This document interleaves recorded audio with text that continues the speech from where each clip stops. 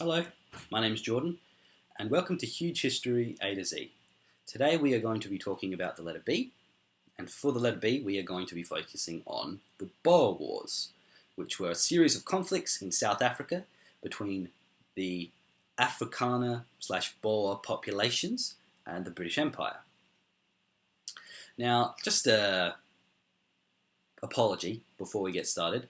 There is a lot of Dutch names in South Africa, it turns out, especially during the Boer Wars, and I would like to apologise to any people who speak Dutch or who understand the names that I'm most likely going to mispronounce them, so I apologise for that. If I mispronounce them, please correct me in the comments. So, the Boer Wars, as I said before, were a series of conflicts between the Boer people and the Boer republics in South Africa between the British Empire. And the reason I'm talking about is because of the legacy that these wars left and the impact they had on the world and the British Empire.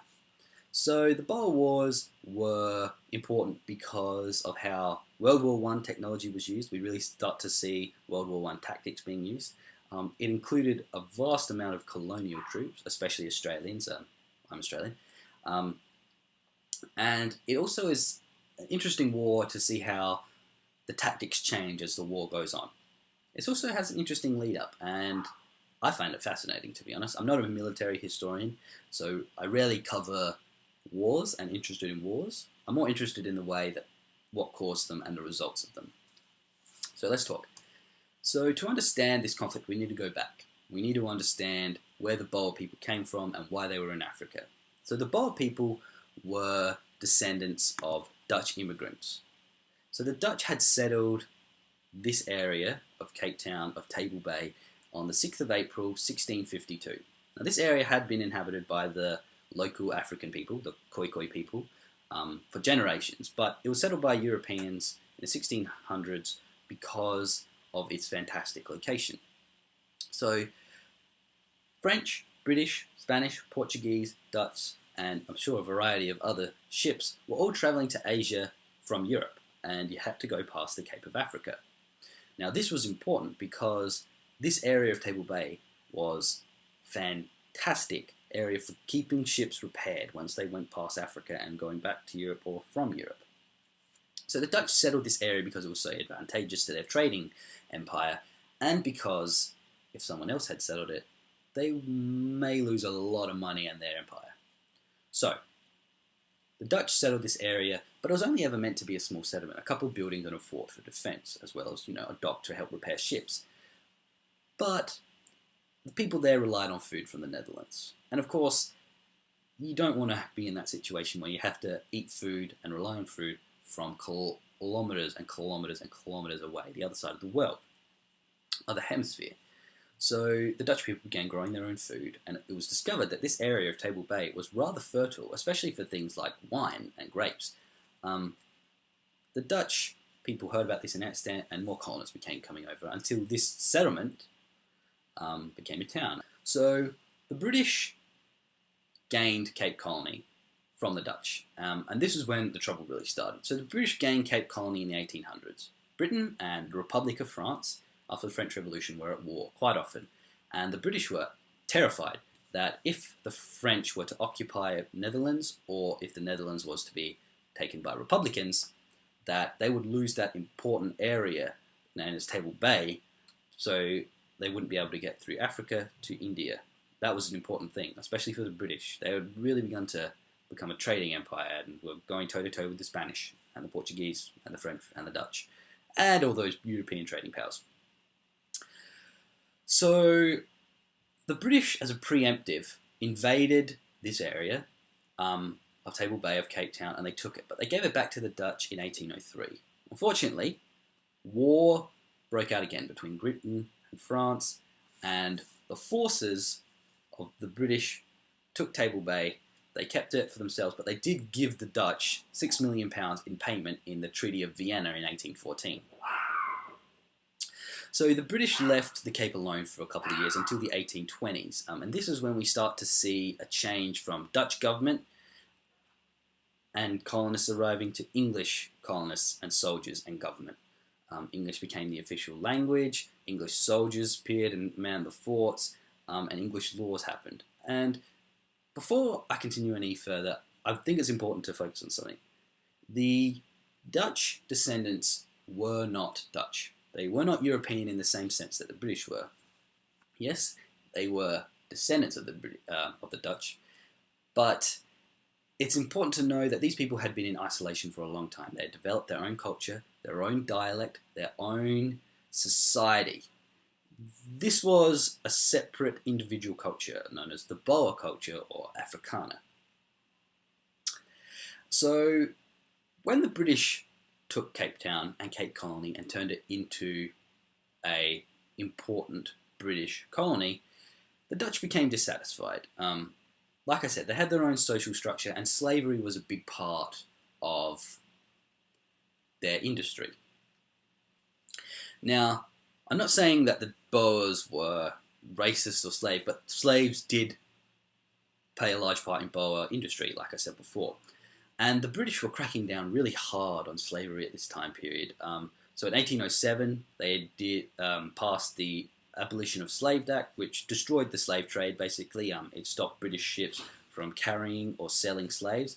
And the Slave Abolition Bill of 1833 actually emancipated all slaves in the British Empire and British Crown colonies. This upset the Boers. They had been given a new form of government that they didn't choose. They had been given English soldiers to, protect them and rule over them. And this upset them. So the Boer people went on something called the Great Trek. They left British lands to head north or northeast or northwest to set up their own Boer nations and communities. And this actually happened. They actually did this. They accomplished this in 1839. The Natalia Republic was founded. And in 1852, the South African Republic, also known as the Transvaal, was established. And in 1854, the Orange Free State was set up, and these were all Boer republics. The Natalia Republic was conquered by the Zulus, sort of, and then annexed by the British. It didn't last long, but the other two were fully developed nations. They were recognised by Great Britain in the Sand River and Bloemfontein Convention. So, now I've given you a bit of background. Let's talk about the Boer Wars. So the Boer Wars, or the South African Wars, as they are now called, were actually two wars between the Boer republics and Great Britain. The first Boer War was a rather small scale, also known as the Anglo-Boer War, because there weren't actually that many people there at the time. And now it occurred between 1880 and 1881, and it occurred because the Transvaal, or the South African Republic, had been annexed by the British in 1877. Now this had been rather beneficial for the Transvaal because the Zulus were gaining power and they needed protection against them. But by 1880, they didn't want to be under British rule anymore, which was understandable. The war lasted for 3 months. It was rather short, and it had a total of 4 full-on battles. And the Transvaal Boers were actually victorious, and the South African Republic was re-established. This was a bit embarrassing for the British, because it was the first war since the American Revolution that the British had had to sign unfavourable peace terms. It was the first real war that they had lost. It was also important to notice, and it really showed the British how awesome the Boers were at fighting. Their skill and their accuracy at rifle fire and their aggressiveness really showed the British that these people were tough and that they wanted to protect their homelands. So the Second Boer War, or the South African War, as it is sometimes known, was the major conflict between the South African Republic and the Orange Free States, who were allied, and the British Empire. And it lasted between 1899 to 1902. Tensions had been rising between the two sides, the Boer and the British, for a long time, and it really culminated in gold being found in the Witwatersrand, in an area that is now known as Johannesburg. There was a massive gold rush. People from all over the world, Australia, Canada, US, Europe, India, had all flocked to that area and were mining gold, searching for riches. Unfortunately, it was really hard to become a citizen and to get rights, especially if you were black. There was no way, if you were black, that you were going to be given citizenship in the Boer republics. Now, This had culminated in what was known as the Jameson Raid because the miners and the people and the Uitlanders, the foreigners, felt that they were misrepresented. They wanted to plot uprisings, plan coups, overthrow the government into being more foreigner friendly. And the Jameson Raid was when Jameson, a man, had led a raid from the north into Transvaal territory to try and overthrow the government, and he was expecting the rebels to rise up and fight the government, but that didn't happen.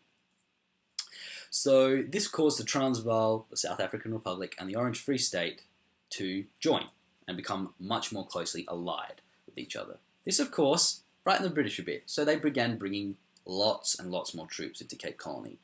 This happened slowly, of course, but lots of troops did end up arising. This was also because of African chieftains and lots of other reasons, but this was one of the reasons. This, of course, alarmed the two Boer republics greatly. They were terrified. And they gave the British an ultimatum that in 48 hours, all of the new troops that had been stationed at Cape Colony would have to leave, or the two forces would be at war. 48 hours passed, and of course the British were never going to back down from this ultimatum. There was no way that they would do that. This is the British Empire we're talking about. What, they're going to give in to the demands of two small republics? No. And the 48 hours passed, and on the 11th of October 1899, war was declared. Now, I'm not a military historian, so I don't often talk about the actual fighting, but I will cover it. So the war can be broken down into three different phases. The first phase was the Boer victory phase, where the Boers had done heavy damage to British armies and troop count, and they'd also besieged important settlements of Ladysmith, Kimberley, and Mafeking. Excuse me if I'm pronouncing those wrong. But by mid-1900, we really begin to see the British pouring extra reinforcements into the Cape and the Boers sustaining heavy losses.